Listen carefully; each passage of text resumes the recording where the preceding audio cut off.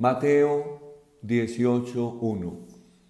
Se acercaron los discípulos a Jesús y le preguntaron: ¿quién es el más importante en el reino de los cielos? Él llamó a un niño, lo puso en medio y dijo: les aseguro que si no vuelven a ser como niños, no entrarán en el reino de los cielos. Por tanto, el que se haga pequeño como este niño, ese es el más grande en el reino de los cielos. El que acoge a un niño como este en mi nombre, me acoge a mí. Cuidado con despreciar a uno de estos pequeños, porque les digo que sus ángeles están viendo siempre en el cielo el rostro de mi Padre Celestial. ¿Qué les parece? Supongan que un hombre tiene 100 ovejas. Si una se le pierde, no deja las 99 en el monte y va en busca de la perdida, y si la encuentra, les aseguro que se alegra más por ella que por las 99 que no se habían extraviado. Hoy, con mucha alegría, celebramos la fiesta de Santa Clara de Asís.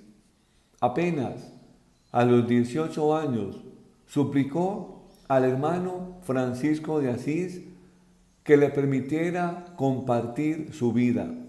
Así pues, se encerró en una casa en ruinas cerca de la iglesia de San Damián, junto a la entrada de Asís. Su hermana Inés y 3 jovencitas se le unieron para vivir en una absoluta pobreza. Ellas fueron las primeras franciscanas. Murió el 11 de agosto del año 1253, a los 61 años, y canonizada 1255 por el Papa Alejandro IV, la dama de la pobreza. Hoy el texto del Evangelio nos invita a que respondamos en particular 2 preguntas. ¿Cuál es la voluntad del Padre? ¿De qué se trata el auténtico discipulado? La voluntad del Padre es que no se pierda ninguno de sus hijos. Ahora voy a buscar el texto bíblico y leemos 1 Timoteo capítulo 2, verso 4.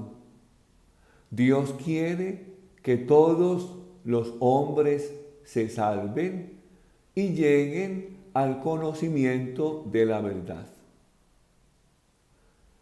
De ahí que se nos ofrece en Jesús, el buen pastor, que deja a las 99 y las deja ahí, digamos, en comunidad. No para que en comunidad ellas solas se devoren, sino para que en comunidad ellas solas se apoyen. Así, nos quiere en familia, nos quiere en fraternidad, nos quiere en una nueva sociedad. Bueno, nos quiere en iglesia para que mutuamente nos apoyemos y no nos devoremos, y así nos protejamos mutuamente. Va en búsqueda de la perdida, de la pequeña, de la frágil.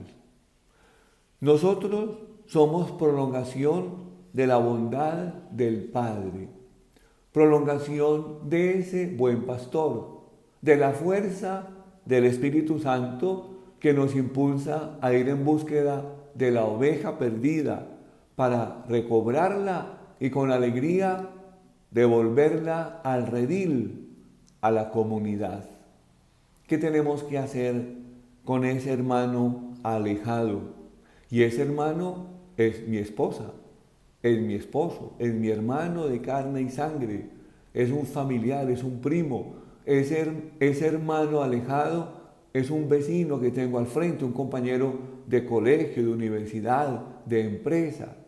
¿Qué hacer con ese hermano alejado? Pues hay que atraerlo. Y hay que atraerlo con cantaleta y con temor, diciéndole que si no se acerca a Dios se va a condenar. ¿Cómo hay que seducirlo para que regrese? Jesús, para poder coger la oveja, el pastor, para poder cargar la oveja, ¿qué tuvo que hacer? A bajarse. Y ahí vamos precisamente a esta pregunta, el auténtico discípulo.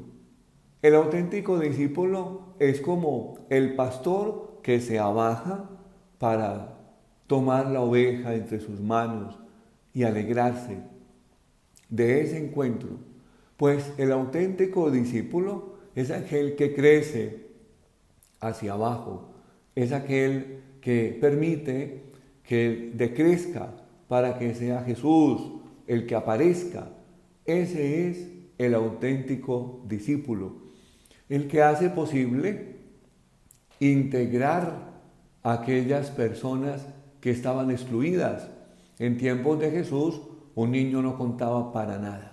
Pues si Jesús compara el más grande de los discípulos con ese que no cuenta para nada, no como persona, sino dentro de una sociedad, queriendo expresar que todos nosotros como discípulos estamos llamados a bajarnos, pues si el Cristo de naturaleza divina se abaja hasta la encarnación, si el mismo Jesús se abaja hasta el madero de la cruz, nosotros hoy estamos llamados a bajarnos. Bueno, Clara de Asís experimenta toda esta realidad y experimenta en sí un éxodo.